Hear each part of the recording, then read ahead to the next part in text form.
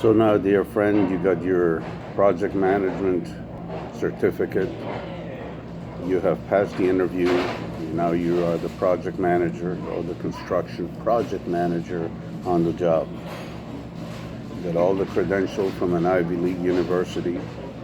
You have a bachelor's degree in mechanical engineering, civil engineering. You're in charge of the project. First thing, many people that have all the academic skills, they'll gravitate towards what they feel comfortable with, which are documentation, charts, and all the contract. All those things are very, very important, I grant you. Even more important is understanding people, because people execute the project. Computers don't. Contracts don't. All those are controlling documentation. The actual execution has to be done at the job level. So, jump in your pickup truck. That's what you would want to do. Drive around. Go and visit the various crews. Know where they're located at, of course. Go with your superintendent, because they know exactly how their crews are operating. When you travel around the site, you'll notice immediately how efficient or inefficient your crew is.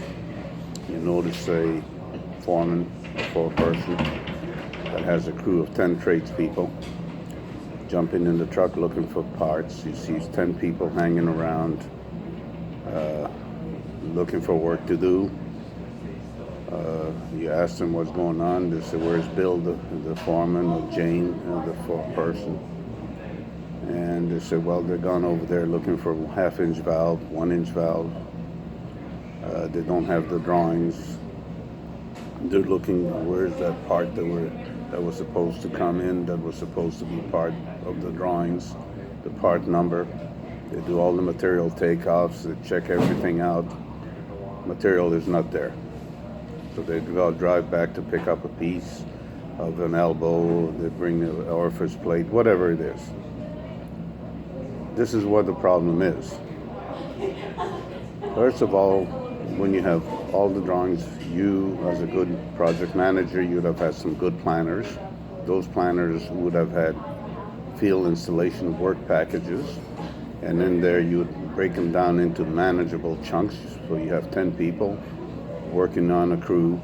So for 40 hours, that's 400 human hours, people hours, tradespeople hours.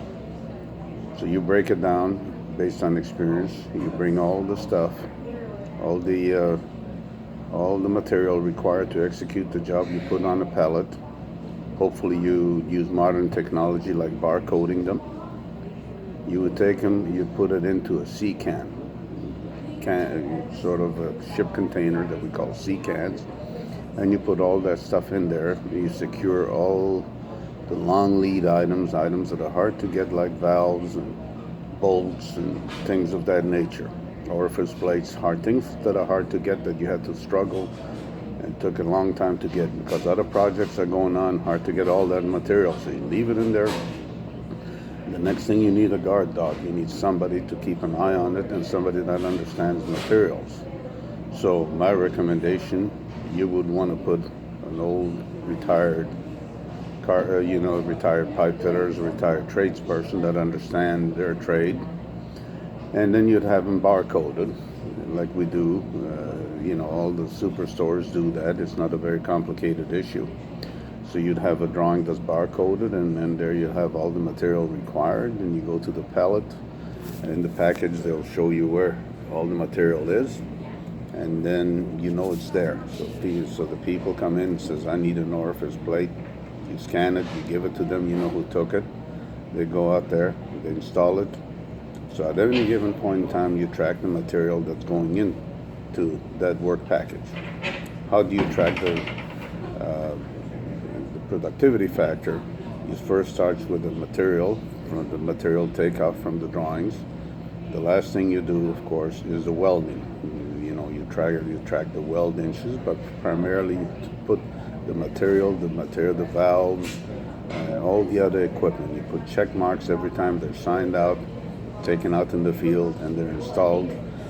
The foreperson will highlight everything what has been installed. So at the end of the day, they bring it back to the superintendent. The superintendent adds up all the crews. Maybe they're in charge of a crew of about 4 or 5 foreperson, 6 maybe. There's 60 people, and they'll track all that information, and they'll have an understanding what was completed versus what the expectations are per work package. So that's how you increase the efficiency of your project. So in other words, have the material, have everything close to where the foreperson is. You don't want them to leave and have 10 people hanging around and not doing the job. That costs you a lot of money, lack of productivity, and that's going to cause additional critical path issues. So you're always on the run trying to meet the schedule. Thank you.